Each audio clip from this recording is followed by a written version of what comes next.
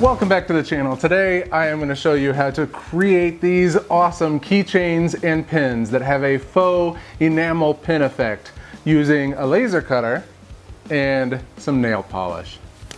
For this video, we're partnering with xTool. They provide a variety of professional and intelligent tools for craftspeople, makers, DIYers, educators, and more. And for this video, they provide us with an awesome laser, the Laserbox Pro by makeblock. We'll get back to that laser in a few minutes. The first time I encountered this effect was at a maker fair when Mandy Stoltz came up to me and gave me this adorable little bunny pin.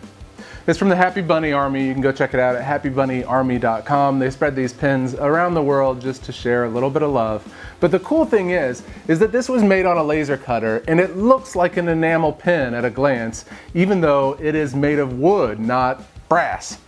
And so I wanted to share the process with you on how to make them and maybe share a few tips to help save you some time and effort along the way.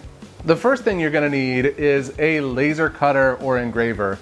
Then you're going to need your materials, such as 3mm plywood. You could use any material really, as long as nail polish will stick to it, but I'm using 3mm plywood and nail polish. You can also add Sharpies to that list. This is the Laserbox Pro by makeblock. At first glance, it might look like a lot of the other lasers you've seen, but once you get under the hood on this thing, you'll see it is an absolute beast. Let's go over a few of the awesome features in the Laserbox Pro. For example, it's got a cutting area of roughly 20 inches by 12 inches, which is pretty big. If you open up the lid here, you'll see a few nice things. For example, these gas shocks, I love this. It opens, stays open, it feels solid. And here you can see the camera, which allows you to do things like identify materials that you've purchased from them or use your own materials. You can also draw things and have the camera identify it for later cutting. Inside the laser, you'll find that it has built-in internal cooling, and the cooling tank on this thing is about twice the size you see on other lasers, which means you can cut longer and it will stay cooler longer without overheating.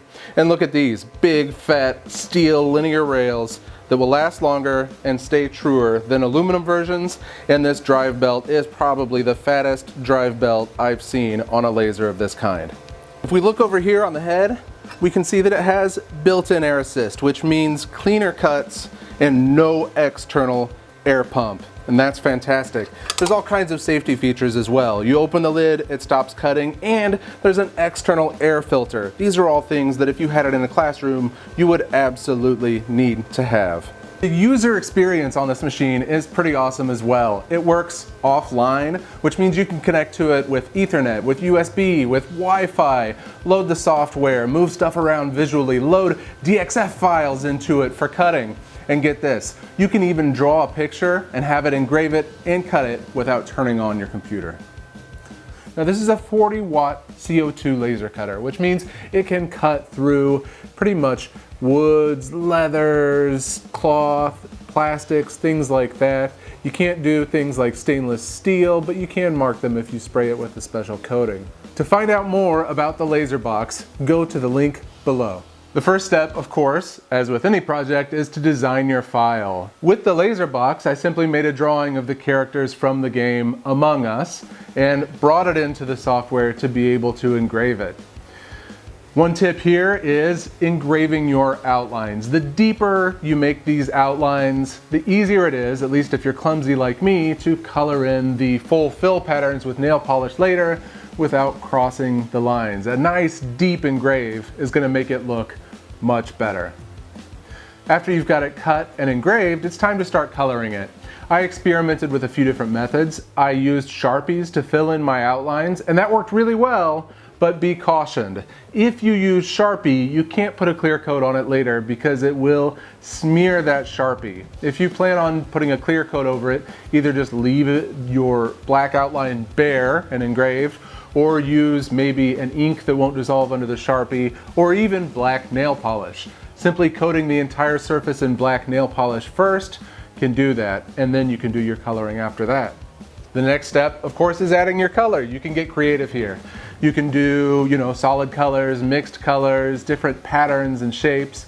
you're gonna wanna let it dry in between them. Again, if you're clumsy like me, you'll mess up your other colors if you do them all at once. So it took me a while. I did solid colors first and then came back and did another, whatever different color had to be done.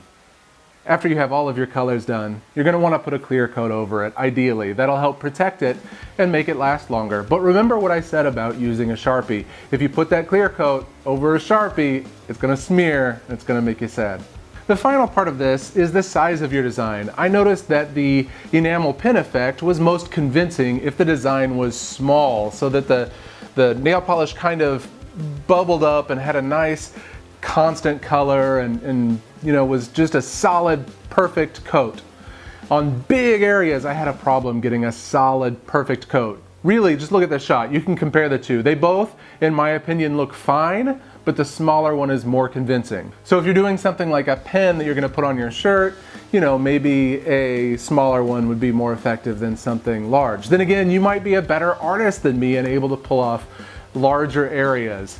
Maybe it's just a matter of doing more coats.